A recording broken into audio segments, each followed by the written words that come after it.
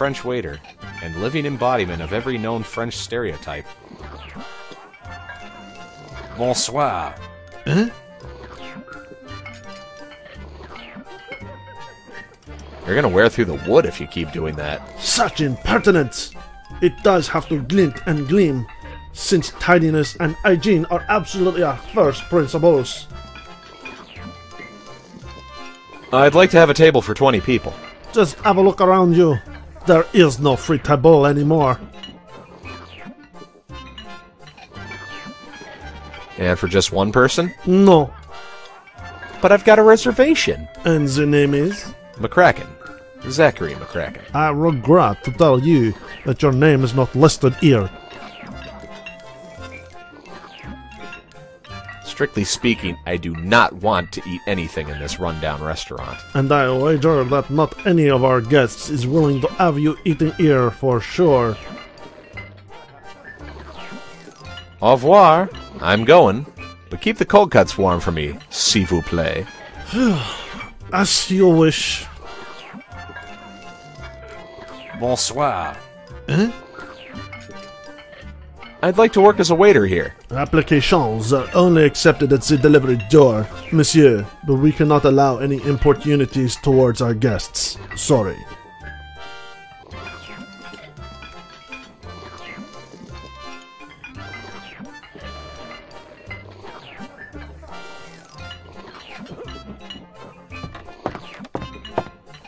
I can hardly believe that this is the Dr. Levy I've been looking for.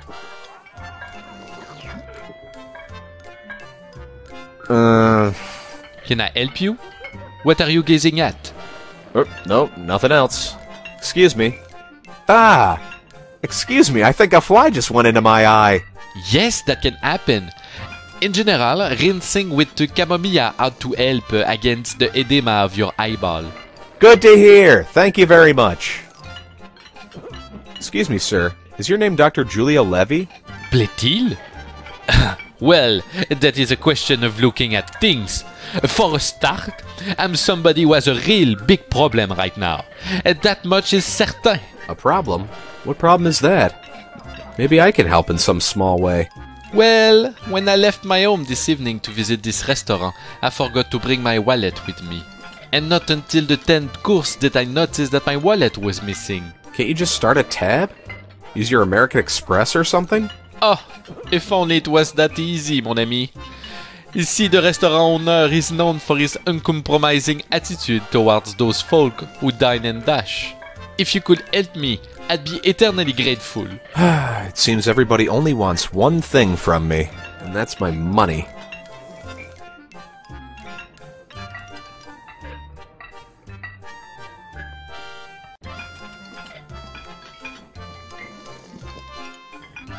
Of course I'll help you. Here's my cash card. Thanks a lot for the offer. Regretfully though, that doesn't help me either. Well, you know, the French are a rather wayward nation, but in particular, these French traditionalists are absolutely obstinate to any technical innovation imaginable. Listen, this restaurant has been in existence since the beginning of the late Middle Ages, and over here, you would still pay with the original currency, the franc. And you bet that this place won't ever accept any modern cash cards or other plastic cards whatsoever. If you really want to help me, you will have to put the waiter out of action. Out of action? What do you want me to kill him? Nah, but maybe you could try remembering what you do with meat. Tenderize him. Tenderizing? Mean rough him up a little? Maybe he happens to be in a very good temper today for a change, and thus you may persuade him to temper justice with mercy. It's worth a try. Okay, I'll do my best.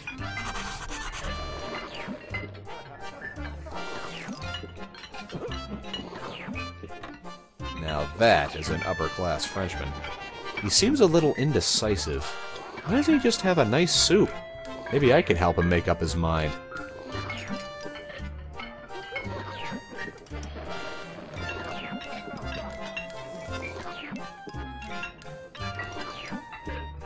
Hey, bud, just got a couple of questions for you.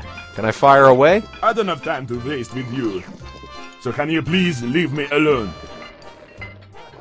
Hey there, champ. Got everything under control? I beg your pardon. Hey, what's up, big fella? Will you please stay away with your vulgar street language? Thank you very much. You happen to be Dr. Levy, the neurobiologist? Ah, no! No, by no means. Catch you later then, buckaroo. This guest seems to pride himself on good manners.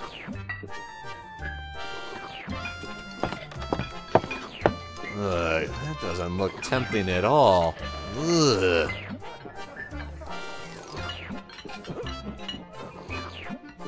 How's the lunch? Everything good? Ever hear of something called a diet by chance?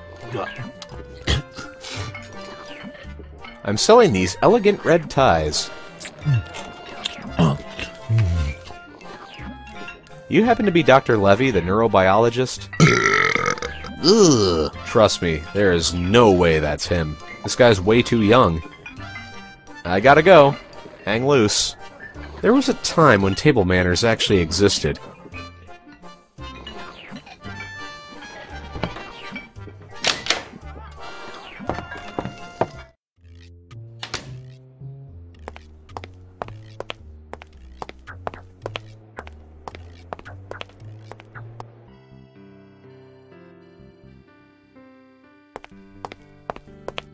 That window leads into the kitchen. I'll just take a little peek.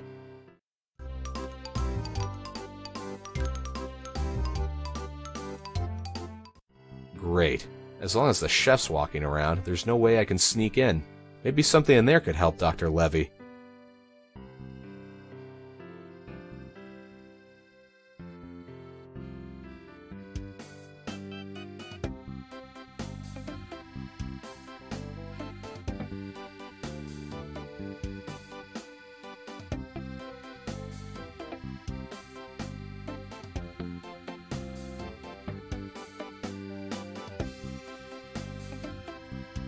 Now, let's see what my little friend does next. Mon Dieu, a cockroach in my kitchen! Salut, just wait!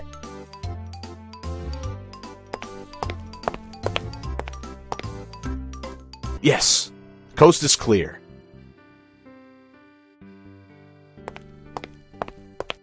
The chef's distracted. Time to move. Hopefully the chef won't notice me. Oh, that doesn't work. Dan, who does that close the door? Great! The chef will never be able to break that. Hey, Sushi, I got you a date for tonight.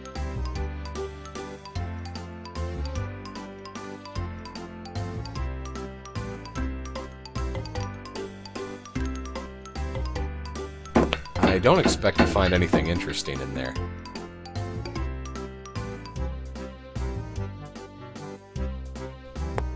Before you get too comfortable...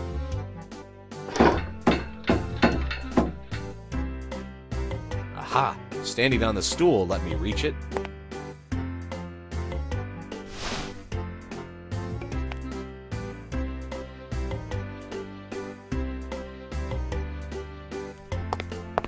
Could be useful.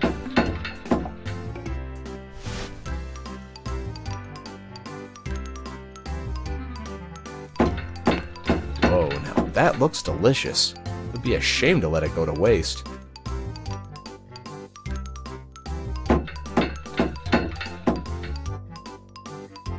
Ah, what could be more appetizing than a chamber pot full of soup? Chef Zak's special soup. Cooked just for you. Enjoy, monsieur.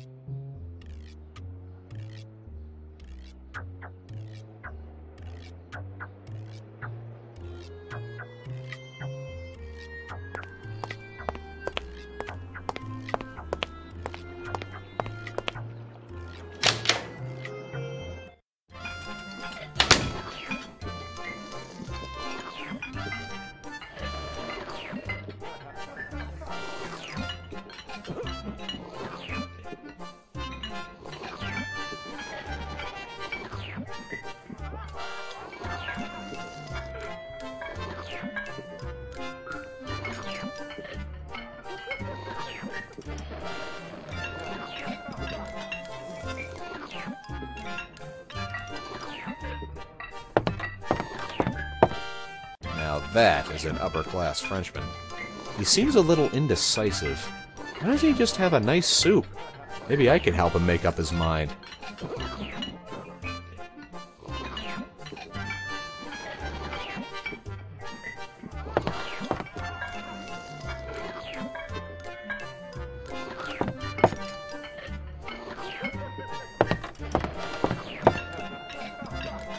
I guess this is...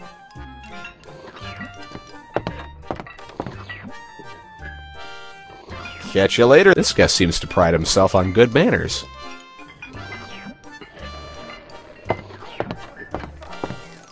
Bonsoir. Huh? Okay, so imagine I just ate a huge expensive meal here, and then found out I couldn't pay for it. What would you do? What I would do?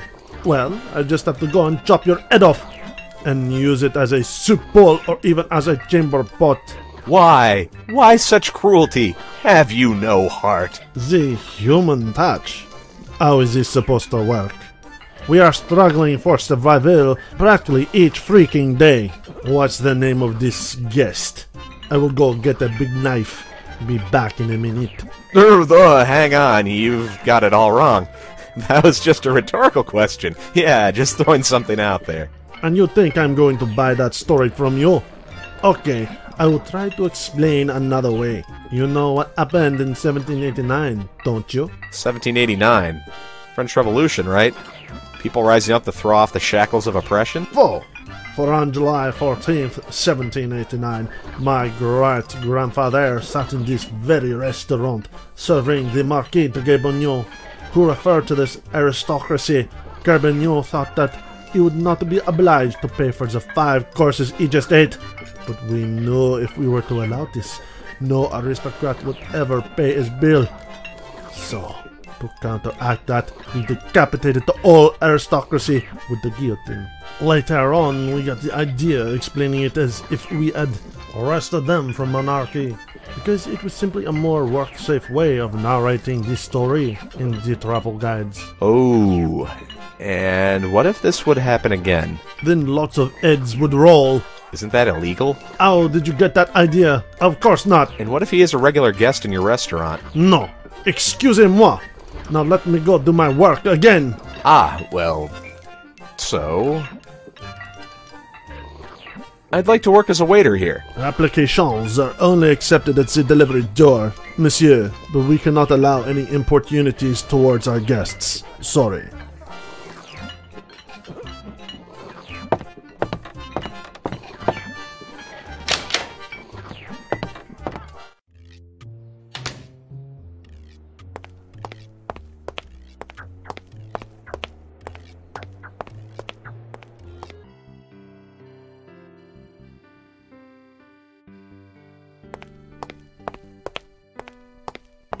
Wanted. Busboy. Should be discreet and willing to work extremely long hours. Ah, bus. I'm really starting to loathe that word. I'll just knock.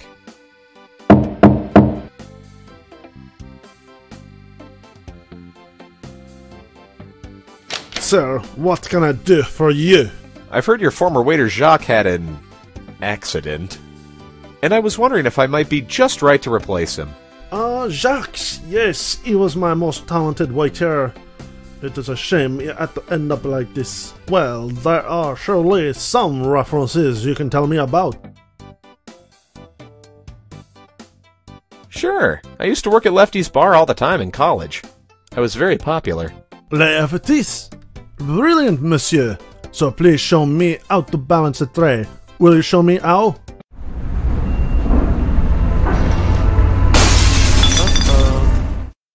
How dare you take me for a fool like this? Don't you ever knock on this door ever again! Bottom-feeding reporter causes high society waiter to blow his top.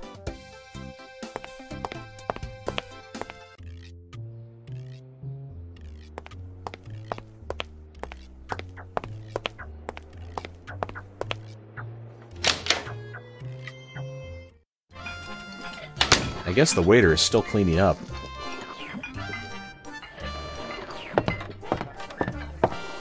Bonjour, monsieur. Lovely summer evening, isn't it? Would I be too forward in asking you to join me for a bottle of Chateau Brisant 96? Oui, with pleasure. This clearly underlines your seamlessly good manners. Well, thank you. My parents prided themselves on teaching me good manners. As you give me the impression of having extraordinary, exquisite tastes. You may please agree on helping me with my decision. It would be an honor. I hear the pike is extremely good. They come from the lovely Scottish lakes, so they can enjoy the company of other pikes, if you get my meaning. That long swim makes them exceptionally tender and healthful. Ergo, I recommend la soupe de grand brochet. Oh, I know so well you'd know what to recommend. What a marvelous proposal! Soupe du grand brochet. Would you mind ever so much if I left now? My chauffeur is waiting to take me to a gala in Versailles I simply cannot miss. Yes, of course, even though it was a bit of a pity to outwit such a well-educated conversation partner henceforth. But I am already sensing the odor of the soupe de grand brochet in my nostrils. I'm going to tell the waiter about your order, and may you enjoy your exquisite meal. Bon appetit. Thank you very much, most amicably. This is definitely impossible. I'm sure this'll suit me. And how does it look? There, monsieur, your soup. Bon appetit.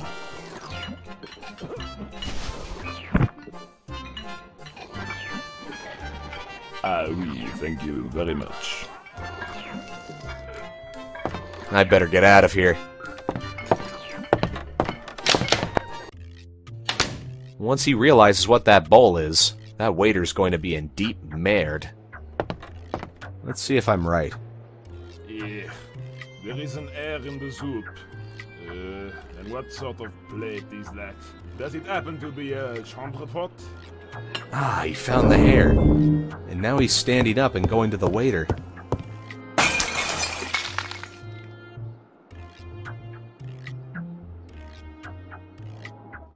Oh, that's... what do I keep getting into?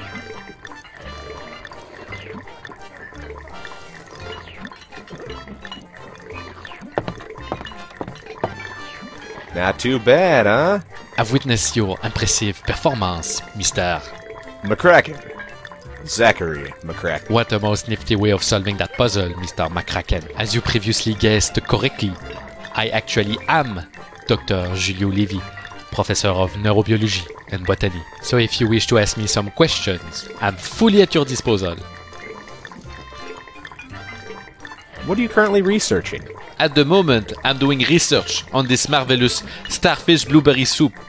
I can tell you it will be a true figurehead of French cooking. That really sounds delicious. Point taken. That aside, I'm really happy that this fine day lacks the disagreeable component of footing the bill. Can you explain why my tomatoes keep shriveling up this year? Well, look, if you live in a big city, your tomatoes may lack a sufficiently rich medium.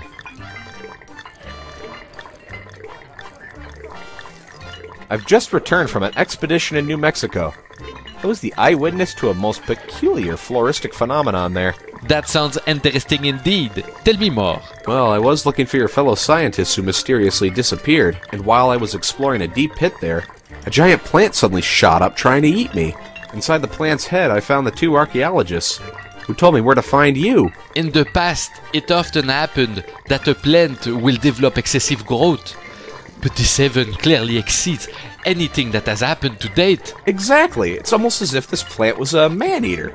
Pretty gruesome.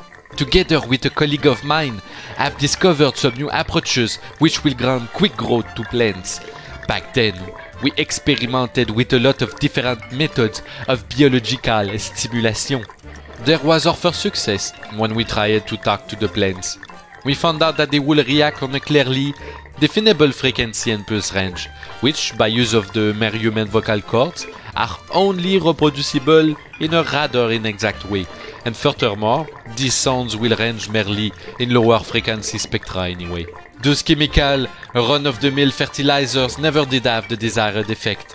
They will only be of use as a long-lasting nutrition source for the plants. However, a bit later we did some research on an innovative technical development, which allowed us to influence their growth by high-frequency radiation, and eventually, we were even capable of gaining control over the plant's self-determination. Unfortunately though, our project was terminated right before the anticipated breakthrough.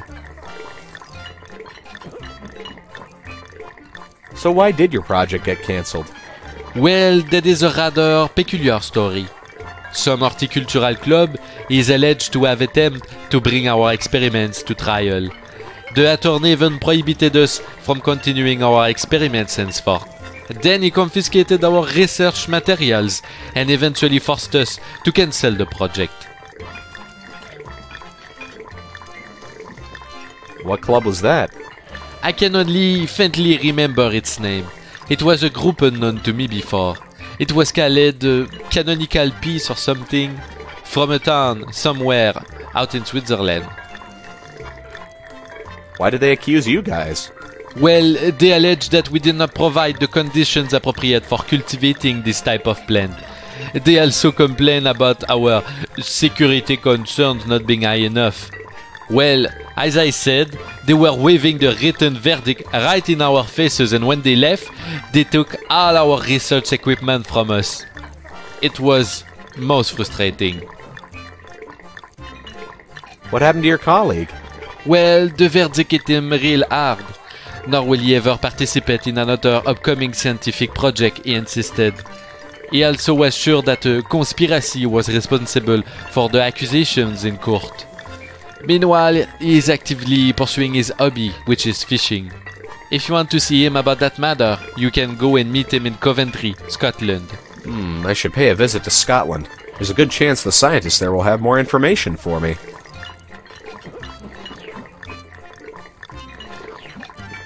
So, what are the projects you're actively working on? Well, since our ambitious project was canned, my interest in biological science has come to an end. And that means... Well, it means that I spent a long time testing what way you can make a good living. Spending the least possible amount of money. So you're unemployed? Hell yeah! That accursed social system again.